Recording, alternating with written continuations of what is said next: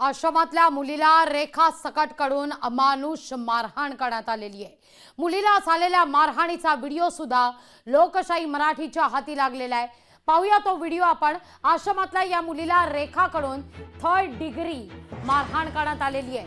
वेश्या व्यवसायाचा नकार दिल्यानंतर रेखा ही मारहाण करत होती।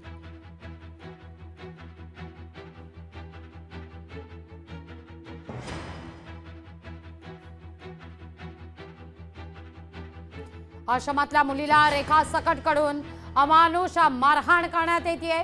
मुलीला झालेल्या मारहाणीचा व्हिडिओ लोकशाही मराठीच्या हाती लागलेला आहे। आश्रमातल्या मुलीला रेखाकडून 3rd डिग्री मारहाण करण्यात आलेली आहे।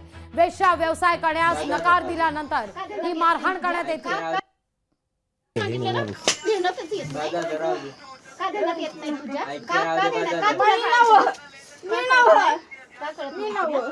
का कळत नाही मी सांगितलं ना लिहिणंच येत नाही का देण्यात येत नाही तुझ्या का देण्यात का कळत नाही मी सांगितलं ना लिहिणंच येत नाही का देण्यात येत नाही तुझ्या का देण्यात का कळत नाही मी सांगितलं ना लिहिणंच येत नाही का देण्यात येत नाही तुझ्या का देण्यात का कळत नाही मी सांगितलं ना लिहिणंच येत नाही का देण्यात येत नाही तुझ्या का देण्यात आपण पाहतोय वेश्या व्यवसाय करण्यास नकार दिल्यानंतर अशा पद्धतीनं रेखा सकटकडून मारहाण करण्यात येते। या सगळ्या विषयी अधिक माहिती घेण्याकरता थेट जाऊया साताराला आमचे प्रतिनिधी इम्तियाज मुजावर यांच्याकडे। इम्तियाज, सातारा जिल्ह्यातल्या कराड मधला हा सगळा प्रकार आहे। अनेक मुली या महिलेकडे या आश्रमात होत्या अशी आता माहिती समोर येते, पण त्यापैकी मात्र आता केवळ एकच मुलगी या ठिकाणी उरलेली आहे। इतर मुली या कुठे गेल्या, त्यांचा काही थांगपत्ता लागतोय का, या दृष्टीने आता काही तपास सुरू आहे का, काय हा नेमका सगळा प्रकार आहे?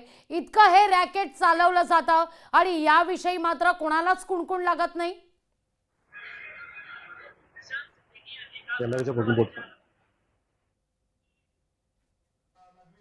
कराड तालुक्यातील ही आई चॅरिटेबल ट्रस्ट ही जी रेखा सकट आहे, या कपाळकरंटीय महिलेनं पूर्णतः साताऱ्यातल्या या जिल्ह्यातला हा जो प्रकार समोर आलेला आहे त्याबाबत संपूर्ण सातारा जिल्ह्यात संतापजनक प्रतिक्रिया येत आहेत। नुकत्याच जिल्हा अधीक्षक समीर शेख यांच्याशी भेट झालेली आहे।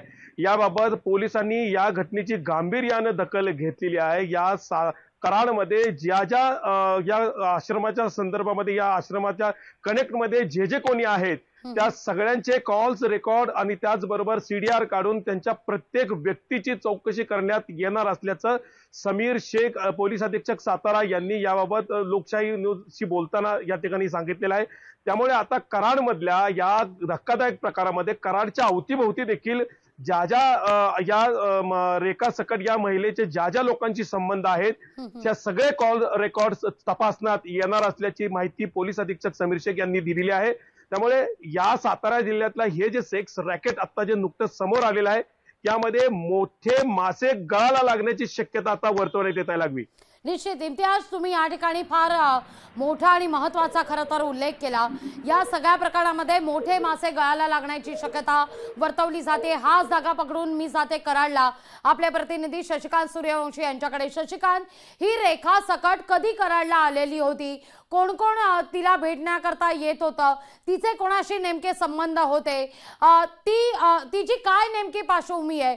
कोण आहे ही रेखा सकट? येते इथे कराडला, अचानक या ठिकाणी आश्रम खुला करते, बरं त्या आश्रमाचं नाव ठेवते आई, ज्याला अर्थातच या व्यक्तीचं जर कृत्य पाहिलं तर नावाला सुद्धा जागणारं नाहीये, चीड येणारा हा सगळा प्रकार आहे। कोण आहे ही रेखा सकट? कोणाचं पाठबळ आहे या रेखा सकटला? लागवी आपण जर पाहिलं तर रेखा सकट ही ह्या महिलेला आई वडील हे नव्हते।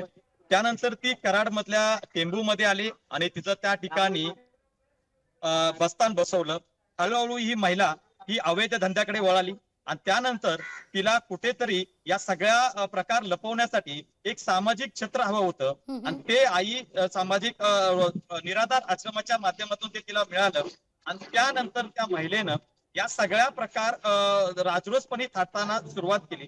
खरं तर एक धक्कादायक बाब म्हणजे अशी एक समोर शशिकांत, आलेली माफ करा, खात्रीलायक काही सेकंद तुम्हाला थांबवते. या सगळ्याविषयी बोलण्याकरता विजय वडेट्टीवार जी आपल्या सोबत जोडले गेलेले आहेत. काय पहिली प्रतिक्रिया या सगळ्या मुद्द्यावर? कराडमध्ये ही बाई मुली सामाजिक सेवेच्या नावाखाली आश्रम चालवते आणि या ठिकाणी मुलींना वेश्या व्यवसायात ढकलतीये. रेखा सकट नावाची ही महिला आहे, अमानुष मारहाण सुद्धा करते आश्रमातल्या मुलींना. आश्रमाच्या नावाखाली आणि समाजसेवेचा बुरखा पांघरून ही व्यक्ती जर त्या महिलांच्या मुलींच्या कडून वेश्या व्यवसाय करून घेत असेल तर पोलीस काय करतायत? या राज्यात पोलीस नावाची वस्तू आहे की नाही? मूळ प्रश्न असा येतो की आज राज्यामध्ये ह्या सगळ्या घटना घडत असताना अशा आश्रमावर कुणाचं नियंत्रण आणि कुणाचं लक्ष आहे? एखाद्या आश्रमाला सरकारने मंजुरी देत असताना त्या संदर्भातली त्यांचं चारित्र्य तपासलं गेलं पाहिजे, त्याच्यावर नियंत्रण असलं पाहिजे. रेग्युलर सामाजिक न्याय विभागाच्या अधिकाऱ्यांनी तिकडे नियंत्रण ठेवलं पाहिजे आणि व्हिजिट केली पाहिजे. पण कुठे अशा घटना होत असताना सरकार जबाबदारी घेणार की नाही? हे किती मोठं प्रकरण आहे की मुली आश्रयासाठी आश्रमात येतात, शिक्षणासाठी आश्रमात येतात, या निराधार असतात, आई वडील नसतात, त्यांना कोणी आधार नसतो. अशा मुलींच्याकडून त्यांचा दुरुपयोग करून त्यांना मारहाण करून जर त्यांच्याकडून अशा प्रकारचे किळसवाणे धंदे होत असतील, करून घेत असतील या महिला, ही महिलेला सोडायला, हिच्यावर तात्काळ कडक कारवाई व्हायला पाहिजे. यांना हे फार अमानुष आहे. विरोधी पक्षनेते म्हणून तुम्ही हा मुद्दा कसा उपस्थित करणार आहात? सरकार दरबारी या सगळ्या संदर्भात आवाज किती बुलंद केला असणार आहे? नाही ना, आम्ही हे या प्रकरणामध्ये जसा बदलापूरच्या प्रकरणामध्ये जे झालंय ते सगळ्या महाराष्ट्राची मान शर्मेनं खाली घालावी इतकी दुर्दैवी घटना आहे. खरं तर सत्ताधाऱ्यांना असेल की कोणाला असेल लाज वाटावी अशा प्रकारची घटना आहे. मी आपल्याला सांगू इच्छितो की त्याचपेक्षा तशी घटना ही सुद्धा आता कराडच्या जवळ जी गाव आहे टेंबू, तिथे झालेल्या आश्रमात घडलेली आहे.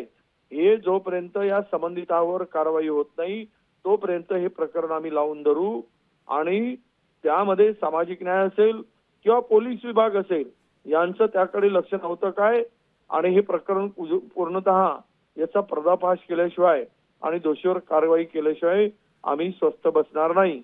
अगदी धन्यवाद वडेट्टीवारजी, आमच्याशी संवाद साधलात त्याबद्दल. अर्थात आपण पाहतोय आश्रमातल्या मुलीला रेखाकडून 3rd डिग्री मारहाण करण्यात येते. आश्रमातल्या मुलीला रेखा सकटकडून ही अमानुष मारहाण केवळ वेश्या व्यवसाय करण्यास नकार दिल्यानंतर या महिलेनं या मुलीला मारहाण केलेली आहे. लोकशाही मराठी ऐका, पहा, जागरूक रहा.